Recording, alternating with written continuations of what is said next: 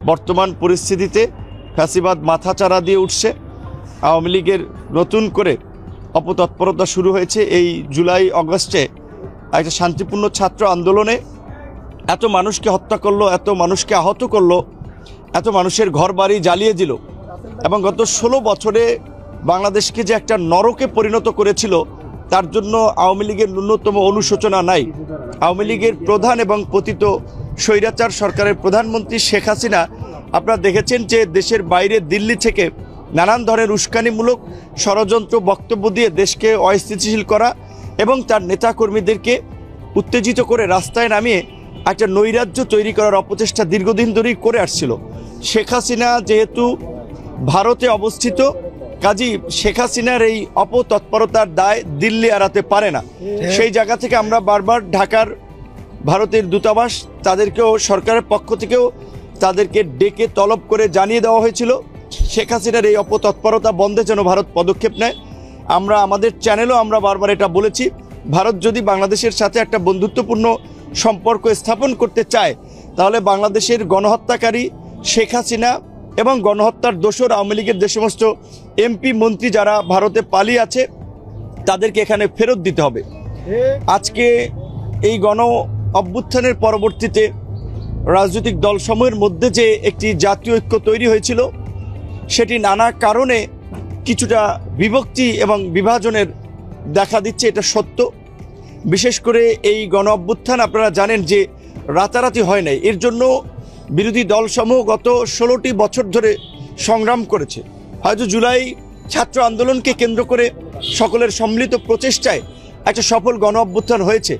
এই আন্দোলনের কারণে আমাদের ছাত্র তরুণদের প্রতি মানুষের একটা অন্যরকমের আশা, ভরসা, প্রত্যাশা হয়েছে। সেই আন্দোলনের নেতা হিসেবে এখানে আপনার অনেকেই আছেন যে যারা বেশ খুবই পরিচিত, তাদের একটা কথা মানুষ খুবই গুরুত্ব দিচ্ছে। সেই জায়গা থেকে আমরা গত কয়েকদিন ধরে বিশেষ করে নতুন যে রাজনৈতিক দল, নাগরিক পার্টির সংশ্লিষ্ট ছাত্র নেতাদের যে কিছু বক্তব্য আমরা শুনলাম, যেটা দেশের মধ্যে একটা চরম উদ্বেগ উৎকণ্ঠার তৈরি করেছে। একেবারে সাধারণ মানুষ থেকে প্রশাসন সর্বত্র একটা আমি অস্থিরতা লক্ষ্য করেছি গত কয়েকদিন ধরে। কারণ তারা আন্দোলনের পরিচিত মুখ, তাদের নেতৃত্বে, তাদের ডাকে সকল মানুষ সাড়া দিয়েছিল, সমর্থন করেছিল। তো এই ছাত্ররা যখন একজন পরিচিত ছাত্রনেতা যখন বলছে তার সাথে সেনা প্রধান কিংবা সেনাবাহিনীর এই ধরনের কথা হয়েছে, তারা আওয়ামী লীগকে পুনর্বাসন করতে চায় রিফাইন্ড আওয়ামী লীগ নামে, এটা কিন্তু জাতির মধ্যে একটা উদ্বেগ তৈরি করে। কিন্তু প্রকৃত অর্থে আমরা যেটা সেনা সদরের বিবৃতিতে জানতে পারছি, ছাত্র নেতারাই আগ্রহ নিয়ে কিন্তু সেনা প্রধানের কাছে মিটিং করতে গিয়েছিলেন। সেনা প্রধান তাদেরকে ডাকে নাই, কারণ সেনা প্রধান প্রোটোকলে এই ছাত্র নেতাদের ডাকার কথা না। এবং এই গণ অভ্যুত্থানে সেনাবাহিনীর অত্যন্ত একটা পজিটিভ এবং সাহসী ভূমিকা ছিল যে গণ অভ্যুত্থানের শেষ দিকে 90-এ যেমন জেনারেল নুরুদ্দিন সাহেব স্বৈরশাসক এরশাদকে বলেছিল যে মিস্টার প্রেসিডেন্ট, আমরা জনগণের বুকের উপর পাড়া দিয়ে জনগণের উপরে গুলি চালিয়ে আমরা আপনাকে ক্ষমতা রাখতে পারবো না।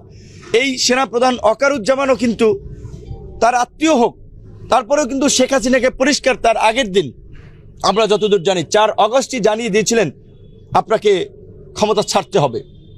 তো সেই সেনাপ্রধানকে নিয়ে নতুন করে বিতর্কিত করা কিংবা সেনাবাহিনীকে জনগণের মুখোমুখি দাঁড় করিয়ে দেওয়া বা সেনাবাহিনীর সাথে একটা কনফ্লিক্ট তৈরি করা, এটা উদ্দেশ্য প্রণোদিত এবং এর পেছনে অন্য কোনো দূরভিসন্ধি আছে কিনা, এই স্ট্র্যাটেজিগুলো বা এই কথাগুলো যারা বলেছেন সেই বিষয়টা আমাদের পরিষ্কার হওয়া দরকার। বিশেষ করে আমাদের ছাত্রনেতা হাসনাত এবং সার্জিসের সাথে কি আলোচনা হয়েছিল, তারা কেন ওখানে গিয়েছিলেন, সেই বিষয়টা তাদের কাছ থেকে জানা দরকার। কারণ আপনারা দেখেছেন যে সবাই পরিচিত ছাত্রনেতাই হাসনাত সার্জিস এক একটা স্ট্যাটাস দিচ্ছে, আবার আরেকজন ছাত্রনেতা হান্নান মাসুদ সে বলছে আপনারা দুজনের একজন মিথ্যা কথা বলছেন।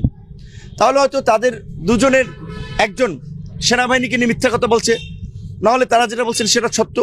তো এই ঘটনাটা আমি অনুরোধ করব, এই সময়ের এই ছাত্র নেতৃবৃন্দ তারা যেহেতু একটা দলও করেছেন, তারা তো রাজনীতি করবেন, জাতিকে নেতৃত্ব দিতে চান, কাজেই দায়িত্বশীল জায়গা থেকে এই নাগরিক পার্টি যেন এই ঘটনাটা তদন্ত করে এই ঘটনাটার প্রকৃত রহস্য যেন জাতির সামনে উন্মোচন করে।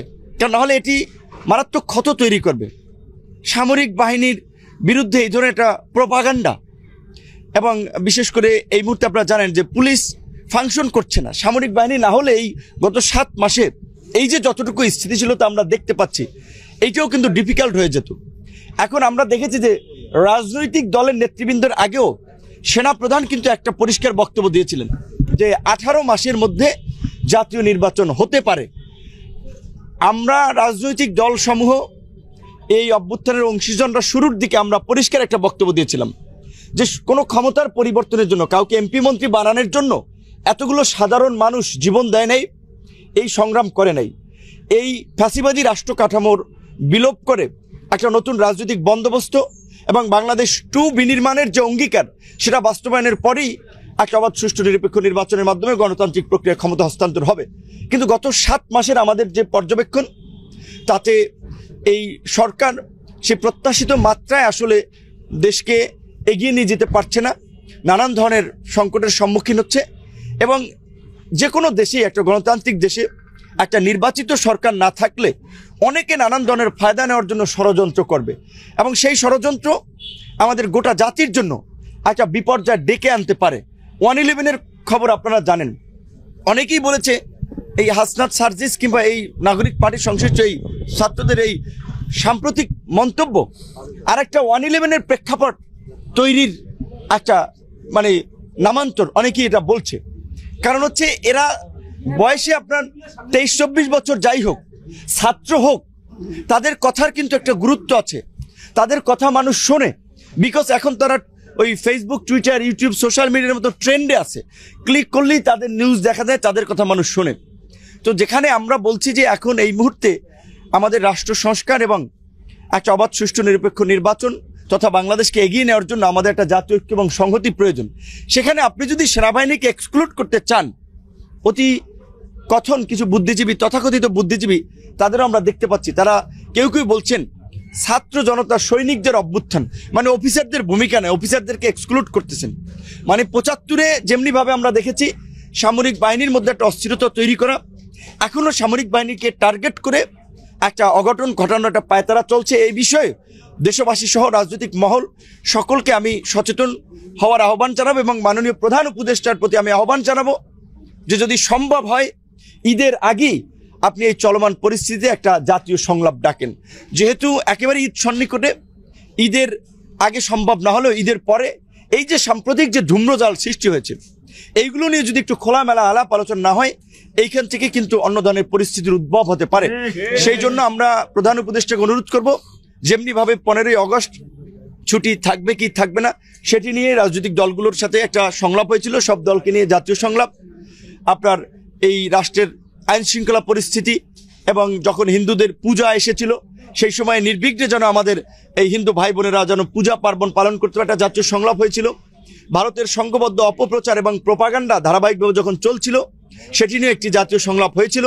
সর্বশেষ যে সরকার যে 15টি সংস্কার কমিশন করেছিল, সেই কমিশনগুলো কি প্রক্রিয়া কিভাবে কাজ করবে তাদের পরিচিতি করানো এবং তাদের নিয়ে একটি জাতীয় সংলাপ হয়েছে। চলমান পরিস্থিতিতেও আমরা দ্রুত সময়ের মধ্যেই প্রধান উপদেষ্টাকে একটি জাতীয় সংলাপ ডাকার আহ্বান জানাচ্ছি, দেশবাসীকে শান্ত থাকার আহ্বান জানাচ্ছি, রাজনৈতিক দলের নেতা কর্মীদেরকে কোনো ছাত্রনেতা কিংবা কারো হঠকারী কোনো কথা বক্তব্যে প্রভাবিত না হয়ে যার যার সংগঠনের নেতা কর্মীদের নির্দেশনা অনুযায়ী কাজ করার আমরা আহ্বান জানাচ্ছি।